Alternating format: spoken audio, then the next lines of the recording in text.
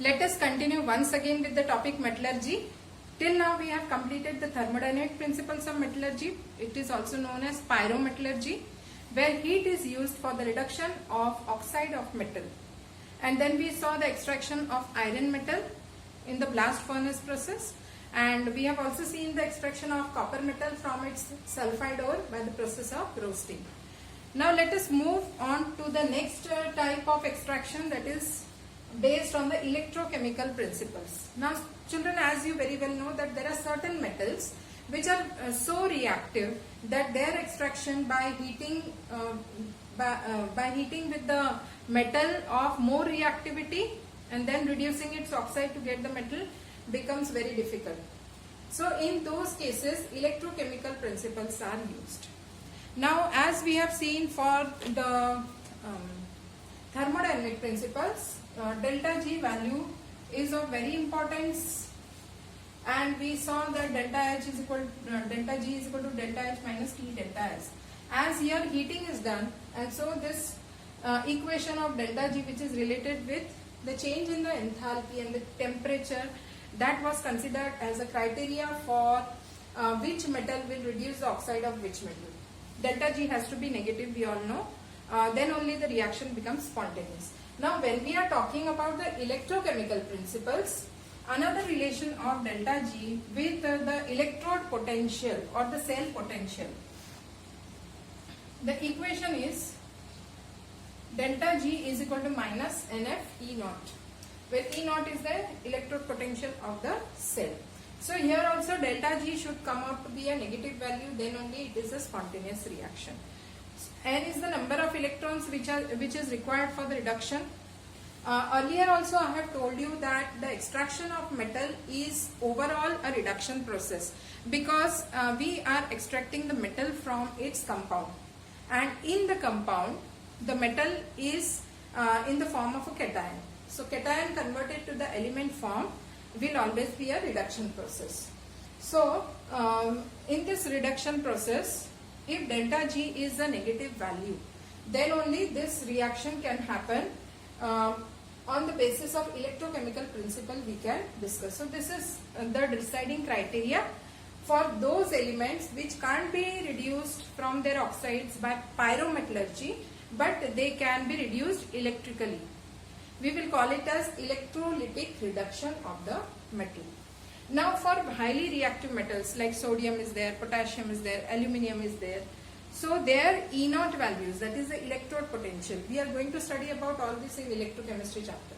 So the electrode potential values are very highly negative. So their reduction by using some other element is not possible, or it is very difficult, we can say rather. So what is the criteria then? Delta G of the two half cells, E value if comes out to be positive, then that positive into this negative, then delta G will be negative. So E naught values of two half cells we have to take. In the redox chapter also we have done a little bit of redox couple, where half cell and half cell join together. One half cell will undergo reduction, another half cell will undergo oxidation, and then if we add the two electrode potential values, one is the reduction potential, other is the oxidation potential, and that value of E cell comes out to be a positive value, then only delta G will become negative, and then only we can say that it will be a spontaneous reaction. It will be a spontaneous reaction. Now if simple electrochemical process or in simple electrolytic cell, we know that cations, they move towards cathode. Here cation will be the metal ion, so it will move towards cathode, and at cathode reduction will take place. Now here we are going to consider the reaction in such a way that where the cation, that is a metal cation, will get reduced at cathode and it will give the corresponding metal. So for that the conditions should be such that the metal in its molten form has to be electrolyzed. For example, we have seen the electrolysis of,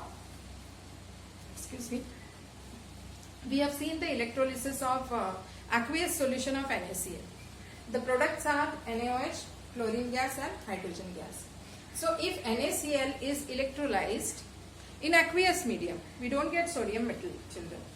But if that same NaCl, it is electrolyzed in the molten form, both these we have seen in class 10.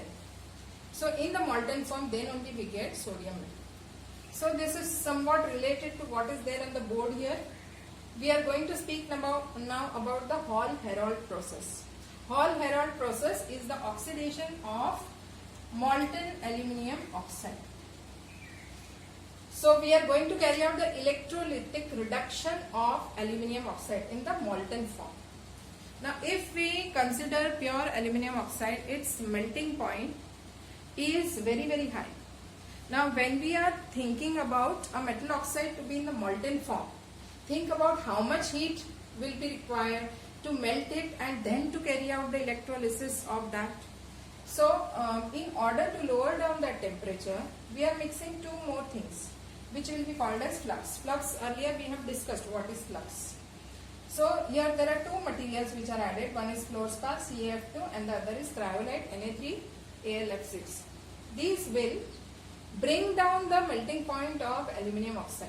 Means when these two materials are mixed with aluminium oxide or bauxite ore, then the temperature at which pure aluminium oxide would have got melted is reduced. So it becomes easy to carry out the electrolysis process. Okay, so now the tank is taken, it is a steel tank, and then in that aluminium oxide along with this mixture in the molten form it is taken.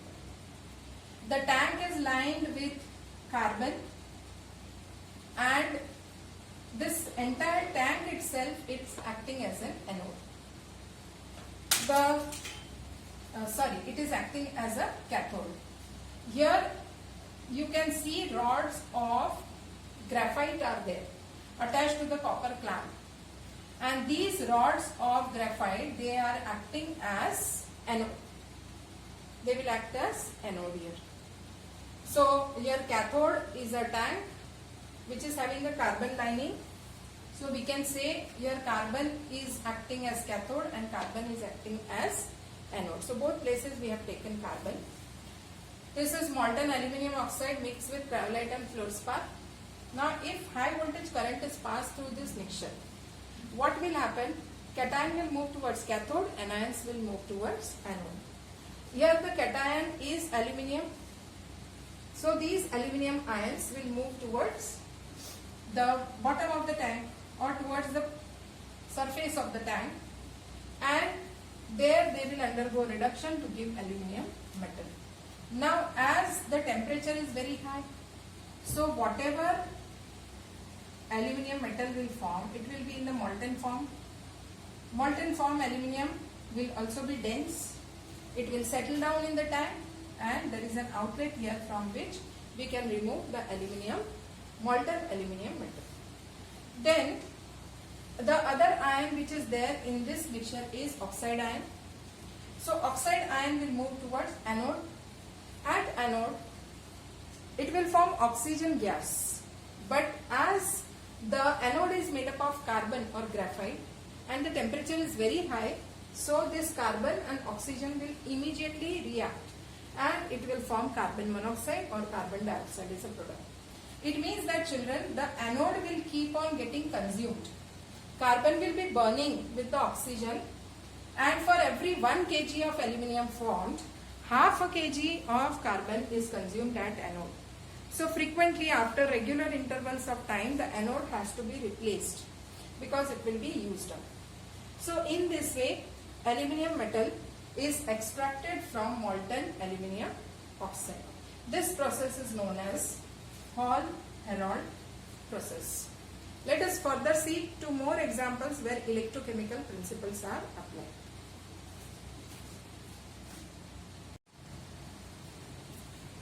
The next application of electrochemical principles of metallurgy is the extraction of copper from its low-grade ores. So the low-grade ores of copper is treated with acid solution or even with bacteria. That will convert the copper metal present in the ore into copper ions, Cu2+. Now this aqueous solution of copper ion, it is treated with scrap iron, or it can also be treated with hydrogen gas.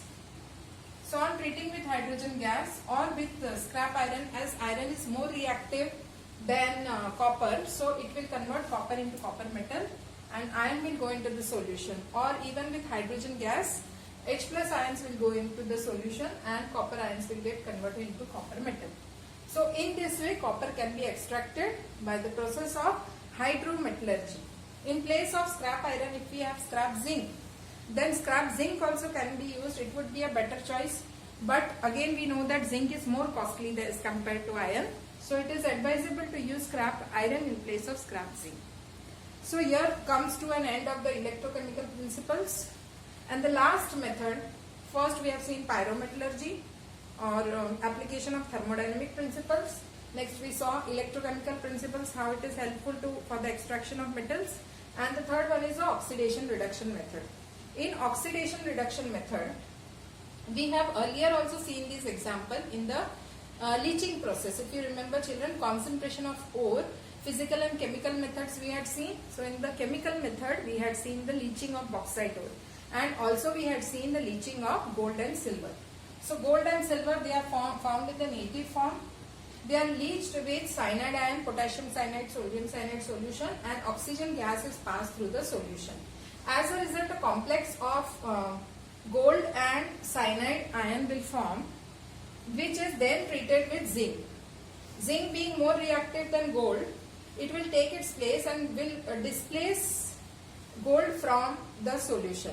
Means this is a displacement reaction, we can say, or we can even call it as an oxidation reduction reaction or a redox reaction, because zinc is acting as a reducing agent and it is displacing gold from its complex or from the aqueous solution of the complex. So zinc takes place of gold and gold is removed from the solution.